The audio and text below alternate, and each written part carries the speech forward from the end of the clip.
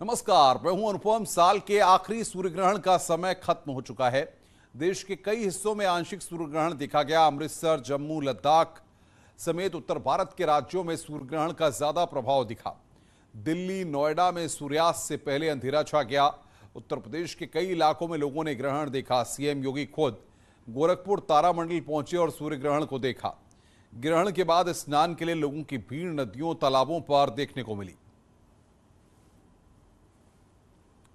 तो सूर्य ग्रहण पर आपको बता दें कि हर अपडेट न्यूज 18 दिखा रहा है आपको। फिलहाल ये दो तस्वीरें, पहली तस्वीर आप सूर्य ग्रहण की देख रहे हैं और दूसरी तस्वीर में उत्तर प्रदेश के मुख्यमंत्री योगी आदित्यनाथ को देख रहे हैं, जो कि गोरखपुर तारामंडल पहुंचे और वहां पर पहुंचकर उन्होंने सूर्य ग्रहण को देखा।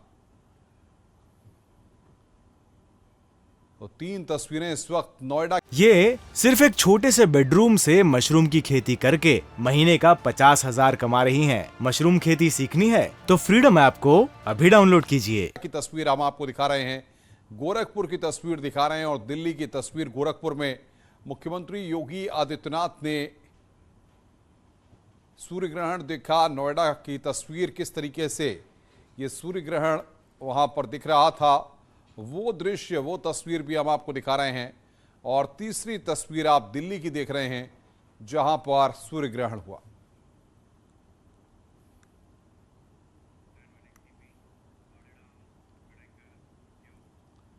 और आगे बढ़ते हैं। लगातार सूर्य ग्रहण से जुड़ा जो भी अपडेट हमारे पास आ रहा है उसको हम दर्शकों तक पहुंचा रहे हैं।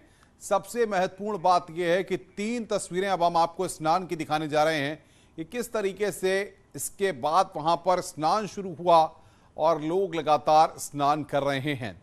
वाराणसी, हरिद्वार, प्रयागराज, ये तीन जगहों की तस्वीरें हैं जो हम आपकी स्क्रीन पर आपको दिखा रहे हैं। वाराणसी में घाटों पर किस तरीके से लोग वहां पर पहुंचे और उसके बाद लोगों की भीड़ वहां पर देखी गई। हरिद्वार की तस्वीरें हम आपको दिखा रहे हैं कि वहां पर घाटों पर लोगों की भारी भीड़ रही। और प्रयागराज की तस्वीर, जहां पर लोग सूर्य ग्रहण के बाद डुबकी लगाते दिखाई दिए। तो ये तीन तस्वीरें इस वक्त आप देख रहे हैं, वाराणसी, हरिद्वार और प्रयागराज की तस्वीरें इस वक्त आपकी स्क्रीन पर, जहां पर ग्रहण के बाद लोगों की स्नान करने के लिए भीड़ उमड़ पड़ी।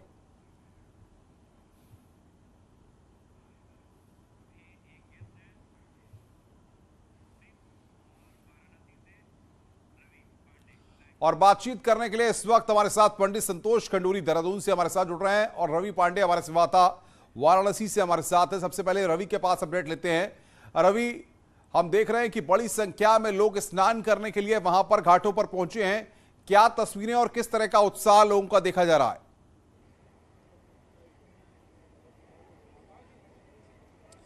ग्रहण को लेकर उत्साह यहाँ पर सभी घाटों पर शाम को 4 बजे से ही देखने को मिलने लगा था। मोक्ष काल के बाद सीधे स्नान शुरू हो गया है। हम स्नान की तस्वीरें आपको दिखाने जा रहे हैं कि देखिए हजारों की संख्या में लोग धीरे धीरे गंगा घाट पर आते जा रहे हैं और यहाँ पर स्नान कर रहे हैं। मोक्ष काल हो चुका है और दर्शन करके जो इतना देर से वो जब तक कर रहे थे, भगवान सूर्य को जो संकट में थे उनके लिए, उनको राहत देने के लिए जब तक कर रहे थे, वो उसको पूरा करने के बाद शुद्धिकरण के लिए अब डुबकी लगा रहे हैं। गंगा में उतर करके गंगा डुबकी लगा रहे हैं और ये संख्या लगातार बढ़ती जा रही है। चूंकि स्थान कम है इसलिए कई लोग स्नान करने का इंतजार भी कर रहे हैं और लगातार ये क्रम पिछले अगर 15 से 20 मिनट में देखा जाए तो स्नान का क्रम जारी है। उसके पहले यहाँ पर भजन कीर्तन जब तब चल रहा था और लगातार ये शाम को 4 बजे से लगातार ये चल रहा था। वाराणसी के सिर्फ 80 घाट का ये नज़ारा नहीं है, बल्कि ये सभी घाटों पर ये तस्वीरें सामने आ रही हैं।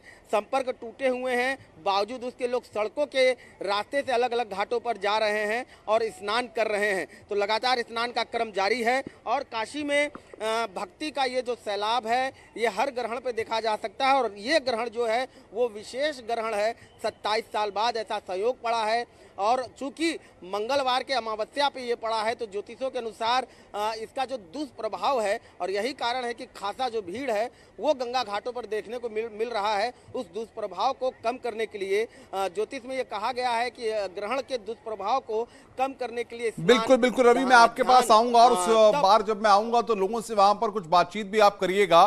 तब तक मैं पंडित संतोष खंडूरी जी के पास चल रहा हूं देहरादून। पंडित जी बताइए जरा, क्योंकि अब सूर्य ग्रहण तो खत्म हो गया, लेकिन अब सूर्य ग्रहण के बाद क्या करना है, क्या नहीं करना है? लोग बड़ी संख्या में स्नान कर रहे हैं, इस महत्व को भी जरा समझाइए। बिल्कुल, सूर्य ग्रहण तो समाप्त हो गया है, लेकिन सूर्य ग्रहण सूर्यास्त के उपरांत इसका प्रभाव पूर्ण दिखाई दे रहा है और लगभग इसके कारण आने वाले 12 घंटों तक इसका सूतक काल पूर्ण व्याप्त रहेगा।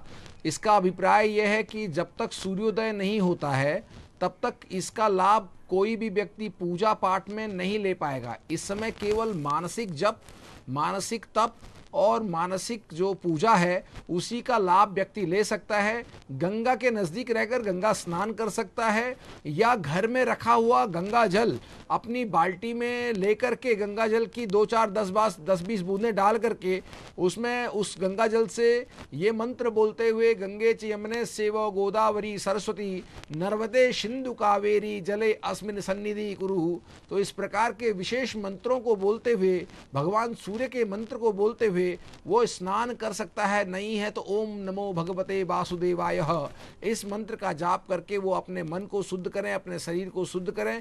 ऐसी हमारी परंपरा है, ऐसे हमारे शास्त्रों में पुराणों में वर्णन आता है कि व्यक्ति ऐसी घटना, खगोलीय घटना होने के बाद ऐसा महसूस करता है कि हम पूरी तरह अशुद्ध हैं, क्योंकि हम जिससे जुड़े हैं, हमारे जो प्रत्यक्ष देवता हैं वो भगवान सूर्य नारायण, और देवता तो दिखते नहीं है लेकिन सूर्य नारायण दिखाई देते हैं। तो प्रत्यक्ष सूर्यश्च नारायण, सूर्य को नारायण भगवान कहा गया है।